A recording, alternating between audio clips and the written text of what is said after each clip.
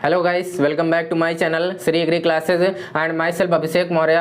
और बहुत दिनों से आप लोगों की जो एग्रोनॉमी की वीडियो है वो आप लोगों को नहीं मिल पाई है। मतलब कि आप लोगों की जो इंग्लिश की वीडियो है वो हमारी इंग्लिश की वीडियो आप लोगों को लगातार मिलती चली आ रही थी और उसमें भी आप लोगों का मैं टेंस पोर्शन चला रहा हूँ। लेकिन यहाँ पर आप लोगों को मैंने पहली वीडियो एग्रोनॉमी की दी थी, तो वहीं आज मैं ये दूसरी वीडियो लेकर आया हूँ। और यहाँ पर आज हम लोग जो समझेंगे वो यहाँ पे थोड़ा सा अपने माइंड को आप लोग कंसंट्रेट करेंगे। मतलब कि अगर आप लोग अपने माइंड को कंसंट्रेट नहीं करेंगे तो आप लोगों को थोड़ा सा समझने में प्रॉब्लम क्रिएट हो सकती है। बात समझ रहे हैं ना। तो जैसा कि चलिए हम यहाँ पर शुरू करते हैं। और मैंने आप लोगों को एग्रोनॉमी के इंट्रो में मतलब कि जो आप लोगों का जो परिचय दिया था मैंने आप लोगों को, तो उसमें आप लोगों का जो पहला चैप्टर था वो मैंने समाप्त कर दिया था। और अगर आप लोग नहीं देखे हैं तो वो आप लोग पहले वीडियो जाकर देखिए, प्लेलिस्ट में मिल जाएगी या फिर आप लोगों को उसकी लिंक डिस्क्रिप्शन में मिल जाएगी। ओके, और चलते हैं। और यहाँ से आप लोगों का जो एग्रोनॉमी का जो दूसरा चैप्टर है वो यहाँ से स्टार्ट किया जा रहा है। और हालांकि ये चैप्टर काफी थोड़ा सा लंबा है, ठीक है ना, क्योंकि इसमें आप लोगों को फसलों के बारे में पढ़ना है। ओके, तो जैसा कि आप लोगों का जो पहला जो दूसरा जो चैप्टर है आप लोगों का देखिएगा, आप लोगों का जो दूसरा पार्ट कौन सा है, आप लोगों का दूसरा पार्ट है फसलों का महत्व, फसलों का महत्व एवं वर्गीकरण। ओके, तो आप लोगों के जो चैप्टर का नाम है वो है फसलों का महत्व एवं वर्गीकरण। ठीक है, मतलब कि जो हमारी फसल है तो उनका हमको लोगों को इंपॉर्टेंस पढ़ना है ना, और उनका क्लासिफिकेशन पढ़ना है। बात समझ रहे हैं कि नहीं। ठीक है, और आप लोग जानते होंगे जो फसल होती है उसको हम लोग इंग्लिश में क्या कहते हैं, क्रॉप कहते हैं। बात समझ रहे हैं ना। तो क्रॉप को हम लोगों को एकदम अच्छे से डिटेल में पढ़ना है यहाँ पर। ओके, तो चलिए यहाँ से शुरू करते हैं। मतलब कि सबसे पहले हम लोग समझते हैं कि आखिरकार फसल क्या होती है।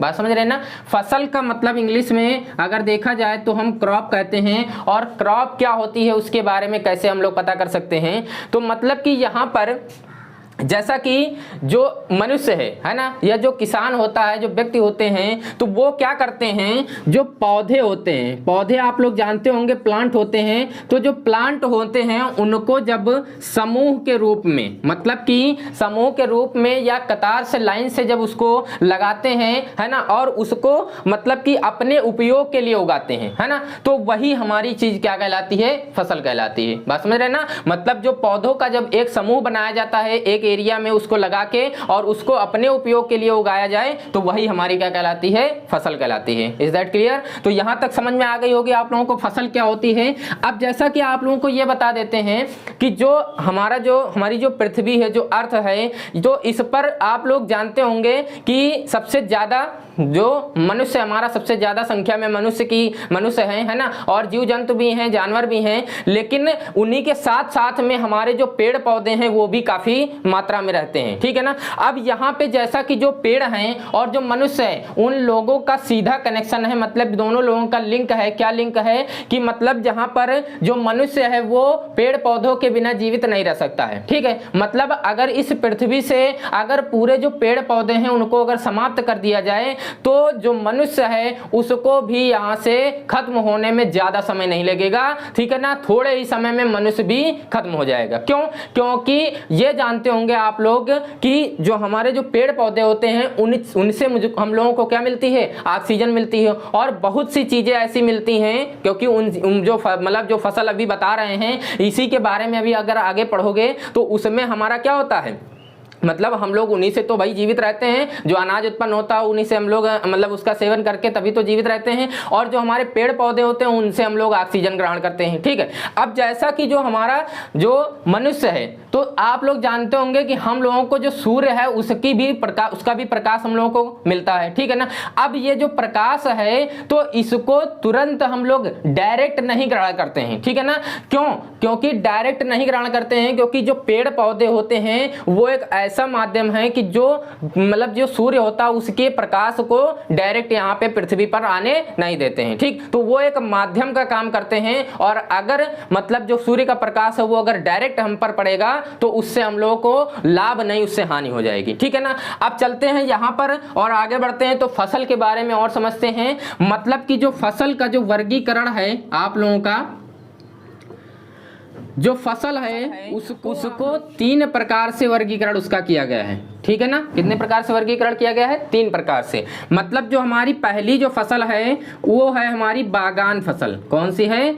जो बागान फसल है, ठीक है ना, या बागान फसलें भी कह सकते हैं, ठीक है ना। और इसको हम लोग गार्डन क्रॉप्स कहते हैं, ठीक, गार्डन क्रॉप्स कहते हैं इसको। और उसके बाद जो दूसरी हमारी जो है वो है रोपड़ फसलें, है ना। दूसरी कौन सी है? रोपड़ फसलें। अब रोपड़ फसलों को क्या कहते हैं हम? तो इसको हम प्लांटेशन क्रॉप्स कहते हैं इन इंग्लिश, ओके। अब इसके बाद अगली जो है हमारी उसको हम कहते हैं क्षेत्र। इस क्षेत्र को हम लोग जानते हैं खेत भी कहते हैं, हमने आप लोगों को पहली वीडियो में ही बताया था, ठीक है ना। और इसको हम क्षेत्र फसलें कहेंगे, ओके। और क्षेत्र या खेत को हम लोग इंग्लिश में फील्ड कहते हैं, तो इसको हम लोग फील्ड क्रॉप्स कहेंगे। बात समझ में आ गई? अब यहाँ पर क्या है, ये जो पहली और दूसरी फसल है इसको हमको सिर्फ थोड़ा सा ही जानना है, इसको मतलब बहुत ही गहराई में नहीं जाना है, ठीक है। मतलब जो हमारी बागान फसल है, मतलब जो गार्डन क्रॉप्स है, उसमें क्या होता है कि इस प्रकार की जो फसल होती है वो बहुत ही छोटे स्तर पर उगाई जाती है ना। मतलब कि जो हमारा क्षेत्र होता है वो काफ़ी छोटा होता है, इसमें ज़्यादा बड़ा क्षेत्र नहीं होता है, और उसी क्षेत्र में हम लोग ऐसी फसलें उगाते हैं, ठीक है ना। तो जैसा कि इसमें क्या होता है आप लोग को बता दे, तो जैसे प्याज होता है, बैंगन होता है, मतलब जो सब्जी वाली फसल होती है, ठीक है ना। कुछ जैसे फल फूल भी हैं ऐसे भी लगा लेते हैं हम लोग, तो वही हमारी जैसे प्याज है, पालक है ना, बैंगन है, इस प्रकार की जो फसलें होती हैं वो बागान फसलें। गार्डन मतलब आप लोग जानते होंगे, गार्डन का मतलब बगीचा होता है, बाग होता है, ठीक। और बाग क्या बहुत बड़ा नहीं होता है, छोटा सा कहीं आप लोग, और हो सकता है आप लोग अपने घर में ही पीछे बना लेते हैं, है ना, तो वहीं पे आप लोग सब्जी का उत्पादन कर लेते हैं छोटी मात्रा में, कम मात्रा में, ठीक। अगला है हमारा रोपड़ फसलें, मतलब जो प्लांटेशन फसलें हैं। देखिए इसमें क्या होता है, ये जो फसलें होती हैं ये यहाँ पे छोटे क्षेत्र में उगाई जाती थी, लेकिन ये बड़े क्षेत्र में उगाई जाती हैं। मतलब इनका जो क्षेत्र होता है, इनका जो एरिया होता है वो काफी बड़ा होता है। और ये क्या होती हैं, ये जो फसलें होती हैं इनको एक बार उगाना पड़ता है। कैसे?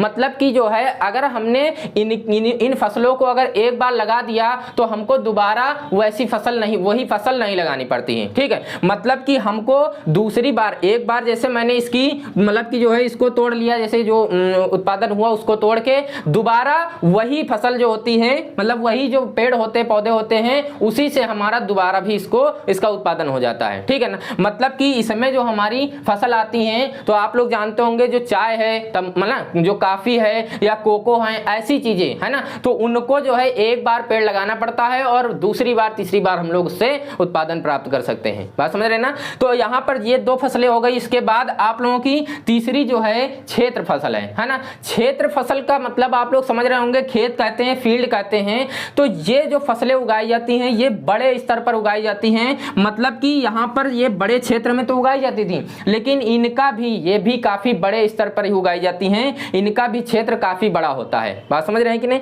ठीक है। और यहां पर ये जो फसलें होती हैं ये फसलें हमारी मौसम के आधार पर होती हैं, मतलब कि ये फसलें हमारी मौसमी होती हैं, समझ रहे हैं ना। तो सीजन के अकॉर्डिंग हम लोग इन फसलों को उगाते हैं, ठीक। अब जैसा कि यहाँ पे आप लोग जानते होंगे जो धान है, गेहूं है ना, आलू है, ऐसी इस टाइप की जो फसलें हैं वो हमारी क्षेत्र फसलों में आती हैं, ओके। अब इसके बाद जब और आगे पढ़ेंगे तो इनके और ज्यादा से ज्यादा आप लोग एग्जाम्पल्स जानेंगे। बात समझ रहे हैं ना।